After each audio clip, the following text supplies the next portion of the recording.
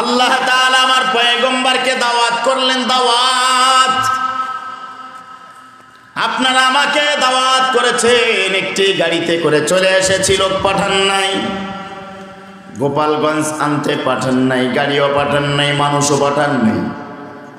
Telephone করেছেন, দাওয়াত করেছেন মুফতি মাহমুদুল হাসান ভাই, জালসা মাদ্রাসার মুহতামিম, জালসা মাদ্রাসার মুহাদ্দিস।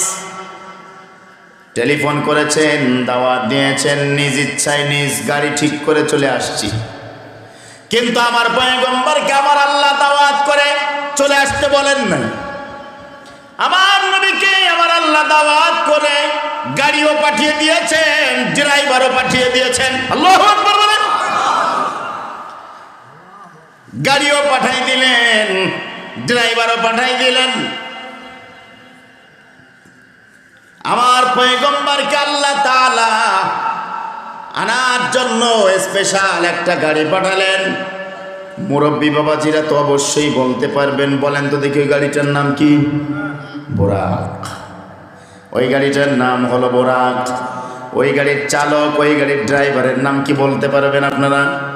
জিবরাইল আলাইহিস সালাতু ওয়াস সালাম। জোরে বলুন সুবহানাল্লাহ। এই জিবরাইল আলাইহিস সালাতু ওয়াস সালাম চলে আসলেন, সাথে আসলেন মিকাইল আলাইহিস সালাম। সুবহানাল্লাহ বলুন। জিবরাইল আলাইহিস সালাতু ওয়াস সালাম এসে দেখেন আমার নবীজি তখন ঘুমাচ্ছেন, কিন্তু কিতাবে লেখছে নবীর চোখ দুটো বন্ধ ছিল, কলবটা জিন্দা ছিল।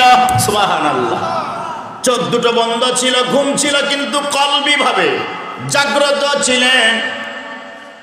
জিবরাইল আলাইহিস সালাতু ওয়াস সালাম রাসূলের কক্ষে প্রবেশ করে দেখেন তিনি ঘুম, কিন্তু রাসূলকে ডাকবেন এই সাহস জিবরাইল পায় না। সুবহানাল্লাহ। রাসূলকে ডাকবে সাহস নাই। আল্লাহর সবচাইতে প্রিয় বন্ধুকে ঘুম থেকে যদি ডিস্টার্ব করে ডাকি তাহলে আল্লাহ হয়তো বেজার হয়ে যায় কিনা। আল্লাহু আকবার বলেন। আজরাইল আলাইহিস সালাতু ওয়াস সালাম আল্লাহর রাসূলের জান যেদিন কবজ করতে আসেন, সেদিন আদবের সাথে বা আদবের সাথে বসে বসে বলেছিলেন, ওগো আল্লাহর পয়গম্বর, আপনার জান কবজ করতে এসেছি, কিন্তু আপনার জান আপনার অনুমতি ছাড়া কবজ করা আমার দ্বারাই সম্ভব না। জোরে বলেন সুবহানাল্লাহ। চিনি তো দেশে ঠিক মতো, হ্যাঁ, একটু বেশি না দিলে তো খাওয়া যায় না। 2 থেকে 3 বার চা খাওয়ার জন্য চা চাইছি, চিনির জ্বালায় খাইতে পারি নাই। আমি জিজ্ঞেস করছি চিনির দাম কি 40 টাকা কেজি নাকি এই দেশে? হ্যাঁ, এইবার ঠিক আছে আলহামদুলিল্লাহ। ওই সময় আজ বুঝছে। খুব ভালো করে বুঝবেন। আজরাইল বলে আপনার জান কবজ করতে আসছি, কিন্তু আপনি অনুমতি না দিলে জান কবজ করার মতো সাহস আমার নাই। জোরে বলেন না সুবহানাল্লাহ। জিবরাইল এসে রাসূলকে নেওয়ার জন্য এসে থেকে ঘুম থেকে ডাকবে, সাহস পাচ্ছে না। তখন আল্লাহকে বলে, আল্লাহ আপনার বন্ধু তো ঘুম, আমি কেমনে আপনার বন্ধুকে ডাকবো? সিস্টেম তো আমার জানা নাই, ডাকলে কি আপনি বেজার হন কিনা, এই জন্য ডাকার সিস্টেমও জানি না আর সাহসও পাচ্ছি না। জোরে বলেন সুবহানাল্লাহ। এখন আমি কি করব? আল্লাহ তখন বলেন, ও জিবরাইল, তোমার কি মুখে ঠোঁট আছে? ঠোঁট আছে তো। ওই ঠোঁটটা আমি কেমনে বানাইছি জানো? ওই ঠোঁটের নাম হচ্ছে কাফুর। আরবিতে কাফুর শব্দের অর্থ হলো যেই জিনিসটা তুলার চাইতে বেশি নরম মোলাম, যেই জিনিসটা বরফের মতো ঠান্ডা। এই 2 ঠান্ডা আর নরম বিষয় সমন্বয়, এটাকে বলা হয় কাফুর। তোমার ঠোঁট 2টা বানাইছি আমি কাফুর করে, তোমাকে আমি এতদিন বলি নাই, আজকের এই দিনের জন্য।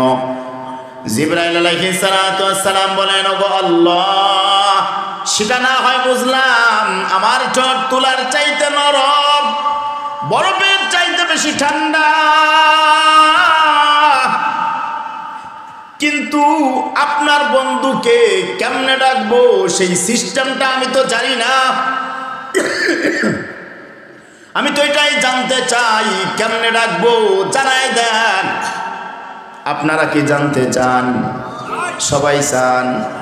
আল্লাহ তাআলা এবার যে কথাটা জানাবেন শুনলে আপনাদের পরাণটা ভরে যাবে। সাথে সাথে দুই হাত জাগিয়ে এত জোরে সুবহানাল্লাহ বলবেন, খুশি হয়ে এত জোরে সুবহানাল্লাহ বলবেন, জীবনে এত জোরে কোনোদিন সুবহানাল্লাহ বলেন নাই। রাজি আছে? সবাই রাজি? রেডি তো? তাহলে শোনেন আমার ভাইয়েরা, আল্লাহ তাআলা বলেন, ও জিবরাইল, তোমার ওই কাফুর মার্কা ঠোঁট দিয়া, যেই ঠোঁটটা তুলার চাইতে বেশি নরম, যেই ঠোঁটটা বরফের চাইতে বেশি ঠান্ডা, আজকের এই দিনের জন্য তোমার এই ঠোঁট দুইটা আমি বানাইছি। আমি জানতাম আমার বন্ধুকে তুমি ঘুম পাইবা, ডাকার সাহস পাইবা না, তো আমার বন্ধুকে ডাকলে চমকিয়ে উঠতে পারে, এই জন্য তোমার ঠোঁট দুইটা এভাবে আমি বানিয়েছি। ও জিবরাইল, দেরি করো না, আমার বন্ধুর পায়ের নিচের অংশে তোমার ওই ঠোঁট দুইটা দিয়ে একটা সুমা দিয়ে দাও। আল্লাহু আকবার, জোরে বলেন আল্লাহু আকবার। বুঝছেন তো এবার আমার রাসূলের দাম কত? জিবরাইল সবচাইতে শ্রেষ্ঠ ফেরেশতা, তার ঠোঁটকে আল্লাহ আমার রাসূলের পায়ের নিচে সুমা দেওয়ার জন্য বানাইছে। সুবহানাল্লাহ জোরে বলেন না কেন? সুবহানাল্লাহ জোরে বলেন। আল্লাহু আকবার, আল্লাহু আকবার, আলহামদুলিল্লাহ, আল্লাহু আকবার, আল্লাহু আকবার। নিয়ে চলুন, আমার রাসূলের পায়ের নিচের অংশে সুমা দেওয়ার জন্য স্পেশাল করে ঠোঁট বানিয়েছেন কে? কে? কে? আল্লাহ। বুঝছেন তো এবার আমরা কার উম্মত, আমাদের দাম কত চিনছেন তো এবার? শুনেন, বউ বাজারে গিয়ে আপনি যদি বলেন, ওই বেটা তুই আমার চিনস, আমি কেডা, আমি কার বাপ, কারণ আপনার পোলাটা একটু মুস্তান টাইপের, এর লেগে আপনি কোন আমি কার বাপ চিনস, লাভ নাই, কোনো লাভ নাই। আপনার ছেলেকে দেশের মানুষ সবাই ভয় করে, আপনি তার বাপ, 5 পয়সার কোনো দাম নেই, আছে? আপনার সন্তান যদি কোরআনের হাফেজ হয়, তাহলে আপনার দাম, ঠিক কিনা জোরে বলেন? অথবা আপনি কলারটা ঝাড়ি দিয়ে বলবেন, বেটা চিনস আমি কে, আমি আমার সেই পয়গম্বরের উম্মত, ঠিক কিনা? কিন্তু বলার মতো সাহস আমাদের নাই, কারণ হলো আমাদের রাসূলের সুন্নাত আর তাবেদারি আমাদের মধ্যে নাই। কথা বলেন না কেন? মেয়ে পর্দায় থাকে না, বিবি পর্দায় থাকে না, মা পর্দায় থাকে না, বোন পর্দায় থাকে না, বেটার বউ পর্দায় থাকে না, রাসূলের উম্মত হব কেমনে? কথা বলেন না কেন? হব কেমনে? অথচ আমার পয়গম্বরের পায়ের নিচের অংশে চুমা দেওয়ার জন্য, অর্থাৎ পায়ের তালা চুমা দেওয়ার জন্য আল্লাহ জিবরাইলের মতো ফেরেশতার ঠোঁট দুইটা আগে থেকেই স্পেশাল করে বানিয়েছেন। রাসূল উঠলেন, চুমা দেওয়া হলো, রাসূল উঠলেন, উঠে বলেন, ও জিবরাইল, করলাটা কি তুমি? তোমার মতো একজন ফেরেশতা, যেই ফেরেশতা ওহী নাজিল করে, সুবহানাল্লাহ, তুমি আমার পায়ের নিচে চুমা দিলা, করলা কি? তুমি আমাকে গুনাহগার বানাই দিলা। জিবরাইল কি উত্তর দিয়েছিল জানেন? জিবরাইল আলাইহিস সালাতু ওয়াস সালাম বলেছিলেন, ওগো আল্লাহর পয়গম্বর, কেন গুনাহগার হবেন? আপনার পায়ের তালায় চুমা দিতে পেরে আমি নিজে গর্ববোধ মনে করি। কত দাম আমার পয়গম্বরের! আমার পয়গম্বরের পায়ে চুমা দেওয়ার জন্য জিবরাইল ফেরেশতা শুকরিয়া আদায় করে, আই সুবহানাল্লাহ। আচ্ছা ঠিক আছে, কেন এসেছো বলো? আপনার বন্ধু আল্লাহ রাব্বুল আলামিন আপনাকে দাওয়াত করেছেন আল্লাহর বাড়িতে, সুবহানাল্লাহ, দাওয়াত করেছেন আল্লাহর বাড়িতে, আপনাকে তাই নিতে এসেছি, আপনি মেহমান। রাসূল বললেন, আল্লাহ ডেকেছেন, ঠিক আছে চলো। গাড়ি কোথায়? হুজুর এই যে গাড়ি। বোরাকটা হচ্ছে গাড়ি, যানবাহন, একটা জিপ। বোরাক এবার রাসূল উঠার সময় নিবে না ভাব, অনীহা প্রকাশ করে। জিবরাইল কানের কাছে গিয়ে বলে, আরে বেয়াকুফ, জীবনে যত যাত্রী উঠাইছো, এমন দামি যাত্রী, এত মর্যাদাপূর্ণ যাত্রী কোনোদিন উঠাও নাই। হাদা সাইয়্যিদুল মুরসালিন, মুরসালিন মুহাম্মাদুর রাসূলুল্লাহ। ওরা বুরাক তুই জানোস না তিনি হলেন মুহাম্মদ সাল্লাল্লাহু আলাইহি সাল্লাম সাইয়্যিদুল মুরসালিন, আখিরি জামানার পয়গম্বর, এই সেই নবী। বলার সাথে সাথে বুরাকের মাথাটা নত করলো, অবনত করলো, মনে হয় যেন আল্লাহর পয়গম্বর কাছে ক্ষমা চায়। প্রস্তুত করে দিল ওঠার জন্য। রাসূল উঠলেন, ওখান থেকে একটানা চলে গেলেন কোথায়? মাদিয়ান শহরে, মদিনায় নামলেন, 2 রাকাত নামাজ পড়লেন। এরপরে চলে গেলেন ঈসা পয়গম্বরের জন্মস্থানে, নামলেন, 2 রাকাত নামাজ পড়লেন। তারপরে চলে গেলেন মূসা আলাইহিস সালাতু ওয়াস সালামের সেই ঐতিহাসিক আল্লাহর সাথে সাক্ষাৎ, আল্লাহর সাথে কথা বলার স্থান তুর পাহাড়, সেখানে চলে গেলেন, 2 রাকাত নামাজ পড়লেন। এরপরে অবশেষে সেই মসজিদে গেলেন যে মসজিদের উপরে এখন ইসরায়েলি সম্প্রদায় গুলির পর গুলি নিক্ষেপ করছে, ঠিক কি না? এখন এই মুহূর্তে কোন মুসলমান ওই যুদ্ধ অংশগ্রহণ করে যদি মারা যায়, সরাসরি জান্নাত। জোরে বলেন সুবহানাল্লাহ।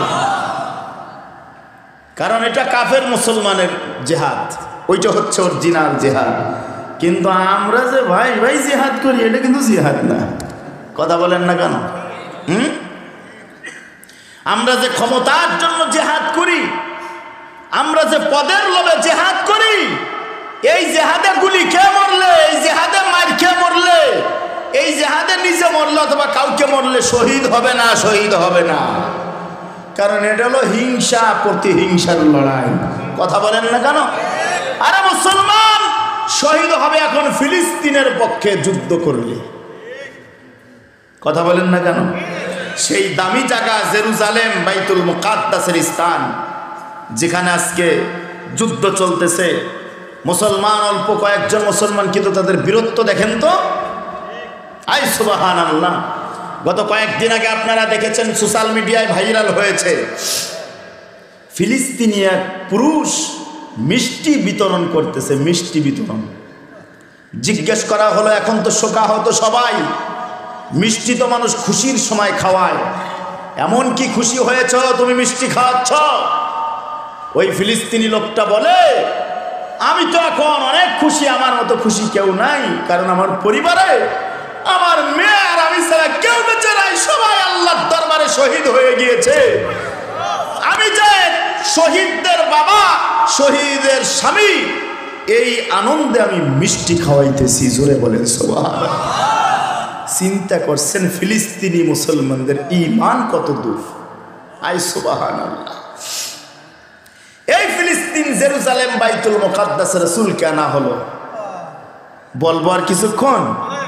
মিরাজের ঘটনা বলা আমার উদ্দেশ্য না, আমার উদ্দেশ্য হচ্ছে আমার রসুলের সম্মান কত এটা বোঝানো। ওখানে আসলেন, জামাত তৈয়ার, নামাজ পড়াতে হবে, ইমাম নাই, মুসল্লি ভরপুর, কাতারে বন্দী, ইমাম নাই। হযরত জিবরাইল আলাইহিস সালাতু ওয়াস সালাম আমার রাসূলের হাত ধরে সামনে অগ্রসর করে বললেন, ওগো আল্লাহর পয়গম্বর, এ সুবিশাল সম্মানী জামাতের ইমামতি আপনার সামনে কেউ নাই, আপনার যোগ্যতার উপরে কাহারও যোগ্যতা নাই। নামাজ পড়ালেন 2 রাকাত। 2 রাকাত নামাজ পড়ানোর পরে জিবরাইলকে জিজ্ঞেস করলেন, ও জিবরাইল, এই মুসল্লিগুলি কারা, মুক্তাদি কারা? জিবরাইল বললেন, আপনার যত নবী ভাই বিগত হয়েছেন, 1 লক্ষ তথা 2,24,000 পয়গম্বর, সেই পয়গম্বর নবী রাসূলগণ এখানে আছেন, এবং ফেরেশতাদের ভিতরে মর্যাদাপূর্ণ ফেরেশতারা উপস্থিত। জোরে বলুন সুবহানাল্লাহ। কত সুন্দর একটা পরিবেশ। ঠিক আছে, তাহলে চলো এখান থেকে কোথায় যাব? জিবরাইল বললেন, ওগো আল্লাহর হাবিব, আপনি এখানে বসেন, আপনার জন্য একটু নাস্তার আয়োজন আছে। সুবহানাল্লাহ। কোন কোন কিতাবে 3 আইটেমের নাস্তার কথা বলা হয়েছে। ফ্রেশ পানি, মধু আর দুধের কথা বলা হয়েছে, আবার কোন কোন রিওয়ায়াতে শুধু পানি আর দুধের কথা বলা হয়েছে। রাসূল কারীম সাল্লাল্লাহু আলাইহি ওয়াসাল্লাম দুধটাই গ্রহণ করলেন, দুধটাই পছন্দ করলেন। জিবরাইল বলেন দুধ যেমন সাদা আপনার উম্মত হবে তেমন সাদা। সত্যি তো, অন্যান্য জামানার পয়গম্বরদের উম্মতেরা কত ঠেটা ছিল, সেই তুলনায় এই জামানার উম্মতেরা অনেক ভালো, আলহামদুলিল্লাহ।